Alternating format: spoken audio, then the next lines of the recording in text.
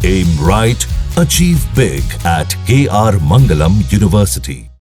और आइए अब बात करते हैं उत्तर प्रदेश की पॉलिटिक्स की, जहां अचानक शेर बहुत इंपॉर्टेंट हो गया है। जी हां, शेर।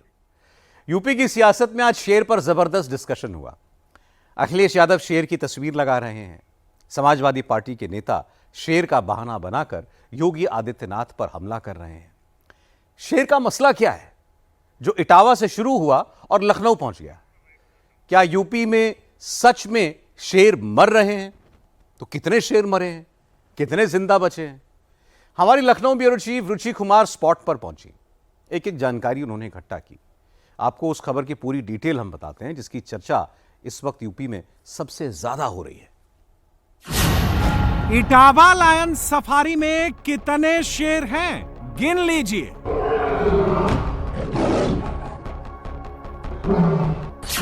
इटावा में कितने शेर मर गए, कितने जिंदा हैं?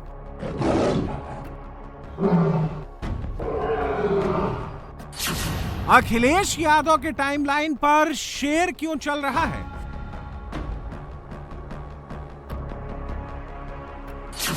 समाजवादी पार्टी के मुखिया अखिलेश यादव शेर दिखाकर क्यों योगी आदित्यनाथ को चिढ़ा रहे हैं?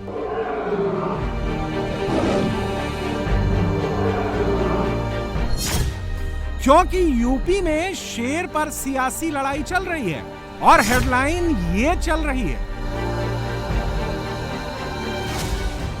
ये लड़ाई इटावा के लायन सफारी के रखरखाव को लेकर है और इसकी जांच के लिए सीधे इटावा चलते हैं। इटावा में ये कभी बीहड़ हुआ करता था, यमुना का किनारा है और यहाँ पर डाकुओं का आतंक था।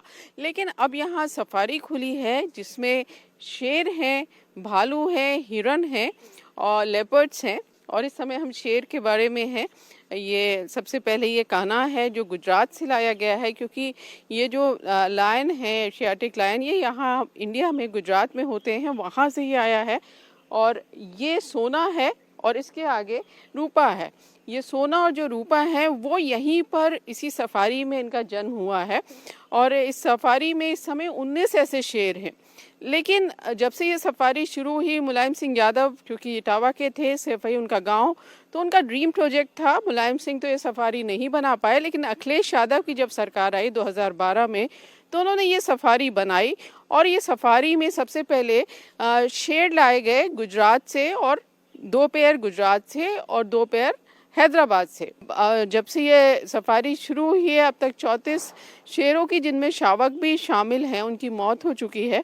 लेकिन यहाँ जो जू के डायरेक्टर हैं, जू चलाने वाले हैं, सरकार है, उनका ये कहना है कि हर तरह से जो यहाँ जानवर हैं उनकी देखभाल की जा रही है।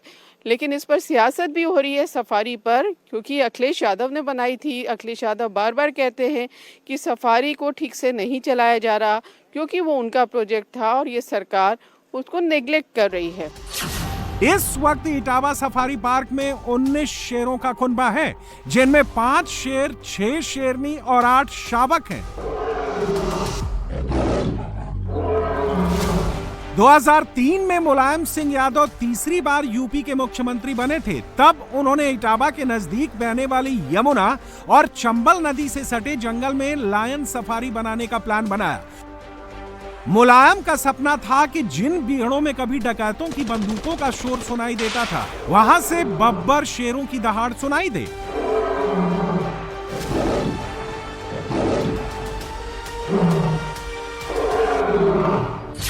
मुलायम ने 2006 में लायन सफारी के ड्रीम प्रोजेक्ट की शुरुआत के लिए प्रस्ताव रखा। ड्रीम प्रोजेक्ट को 700 करोड़ रुपए की लागत से बनाने का प्लान बनाया। 2007 तक इसके निर्माण की तैयारी पूरी कर ली गई, लेकिन इसी साल मुलायम सरकार गिर गई। मायावती सरकार ने 2007 से 2011 तक लायन सफारी प्रोजेक्ट को ठंडे बस्ते में डाल दिया। इटावा सफारी पार्क में जो लायन है वो 19 है। 19 में से जो यहाँ पे पैदा हुए हैं वो 14 हैं और 5 ऐसे हैं जो पहले, जो सीड स्टॉक जिसको बोल सकते हैं, जो पहले से आए हुए हैं वो 5 हैं। टोटल मिला के हमारे पास 19 है और 14 में से जो है 7 ऐसे हैं जो सेकेंड जनरेशन के हैं और 7 जो है फर्स्ट जनरेशन के हैं। तो एक तरह से आप ये बोल सकते हैं कि पूरे अच्छे तरीके से यहाँ पे ब्रीडिंग हो रही है। सक्सेसफुल ब्रीडिंग होने के कारण ही जो आज इनकी संख्या यहाँ पे 19 है। और इनका जहाँ तक देखभाल करने का सवाल है तो हम लोगों के पास जो ब्रीडिंग सेंटर है उसमें सभी फैसिलिटीज़ हैं, जहाँ पे जो ब्रीडिंग पेयर होते हैं वहाँ पे रखे जाते हैं। और जहाँ पे हम लोग खड़े हैं ये एनिमल हाउस नंबर 2 इसको बोलते हैं। यहाँ पे जो ओल्ड एज वाले हैं उनको रखा गया है और साथ में एक बिस्वा नाम का जो लायन है जो आपके जस्ट पीछे दिख रहा है, ये बिस्वा नामक लायन है जो 10 अगस्त को पैदा हुआ था विश्व शेर दिवस के दिन, इसलिए इसका नाम जो है विश्व शेर दिवस से बिस्वा रखा गया है। और इसके बगल में जो दिख रही है वो इसकी नानी है जो जेसिका जिसके मैक्सिमम बच्चे यहाँ पे हैं। 2012 में यूपी की सत्ता में फिर से समाजवादी पार्टी की वापसी हुई और इस बार अखिलेश यादव मुख्यमंत्री बने। 2012 में फिर से लॉयन सफारी प्रोजेक्ट पर काम शुरू हुआ, लेकिन 2013 में इस प्रोजेक्ट को यूपीए सरकार ने रोक दिया। पर्यावरण मंत्रालय ने शर्त रखी कि जब तक सफारी में शेरों की संख्या 10 नहीं हो जाती, इसे लोगों के लिए नहीं खोला जाएगा। शेरों की संख्या बढ़ाने के लिए यहाँ लॉयन ब्रीडिंग सेंटर खोला जाए। इस सेंटर में पैदा हुए शेरों को यहाँ ही रखा जाए, जिससे एडजस्ट होने में उन्हें दिक्कत ना हो। स्पेनिश कंपनी आर्ट उर्बा ने सफारी का डिजाइन बनाया। इसके बाद सफारी में एशियाटिक शेरों के लिए ब्रीडिंग सेंटर शुरू किया गया। इसके लिए सितंबर 2014 में गुजरात के जू से 11 शेर लाए गए। 2015 में हिरण सफारी, एंटीलोप सफारी, भालू और तेंदुआ सफारी को भी शुरू किया गया। 2017 में सपा सरकार सत्ता से बाहर हो गई। उसके बाद 24 नवंबर 2019 को योगी सरकार ने इटावा सफारी पार्क का उद्घाटन करवाया। लॉयन सफारी को जनता के लिए खोला गया। इसके बाद सफारी में लॉयन और शावकों के मरने की खबर हेडलाइन बनने लगी। Samajwadi party Etawah lion safari पर बीजेपी सरकार की अनदेखी का आरोप लगाने लगी। मुलायम सिंह यादव का ड्रीम प्रोजेक्ट होने की वजह से सफारी को नेग्लेक्ट करने का मुद्दा उठाने लगी। माननीय अखिलेश यादव जी ने इटावा में लायन सफारी बनाए थे और उसमें जो है वो लगभग 34 जो शेर हैं उनकी मृत्यु हो चुकी है। उसके बाद से भाजपा की सरकार ने उनका ठीक से रख रखाव नहीं किया और वैसे ही देश में जो है वो ये शेर लगभग ख़त्म हो गए हैं, गुजरात में सिर्फ रह गए हैं। और उसके बाद जो शेर वहाँ पर थे उसको जो है क्रॉस करा करके उनके बच्चे पैदा करने के स्थान पर जो है 34 शेरों की मृत्यु हो गई। और जो उस समय फंड जो है अलॉट किया गया था, उस फंड को जमा कराया गया था, उसके ब्याज से जो है वो उन शेरों का रखरखाव का काम होना था, वो भी नहीं हो पाया है।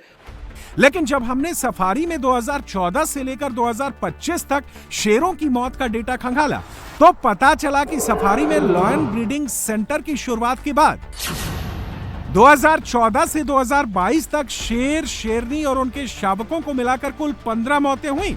लेकिन 2023 में सबसे ज्यादा 10 मौतें और 2024 में 6 शावकों की मौत हुई। कुल मिलाकर 2014 से अब तक 34 लॉयन और उनके शावकों की मौत हो चुकी है।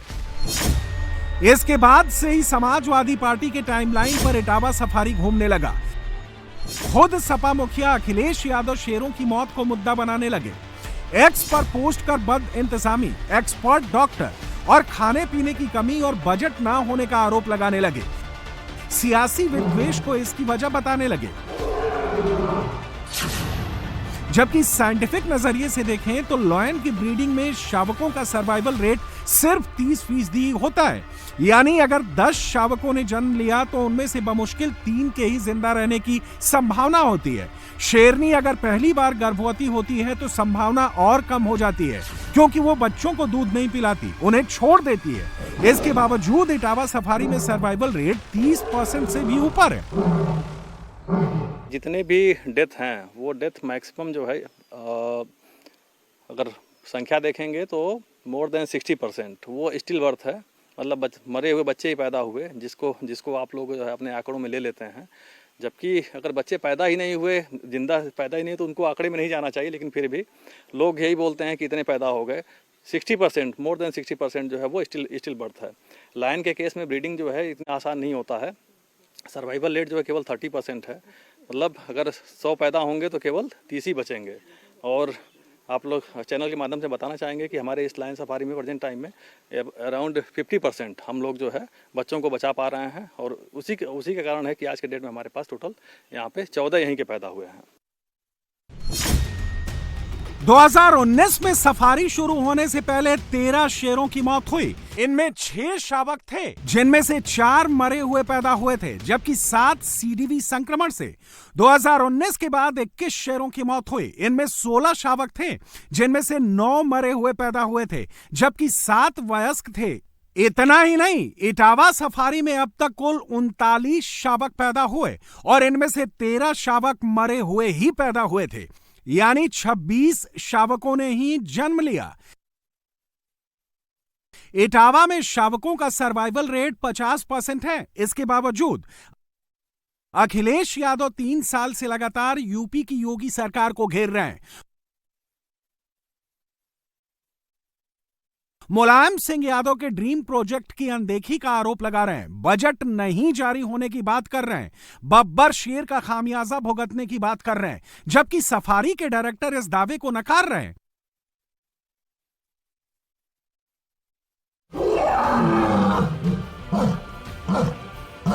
कि महीने में टोटल अगर देखेंगे तो 8 से 10 लाख के आसपास, क्योंकि हमारे पास एनिमल 19 लायन हैं, 25 लेपर्ड हैं, 6 भालू हैं, 160 से ज़्यादा आपके काले हिरन हैं, लगभग 80 के आसपास जो है चीतल हैं, और 16 सांभर हैं।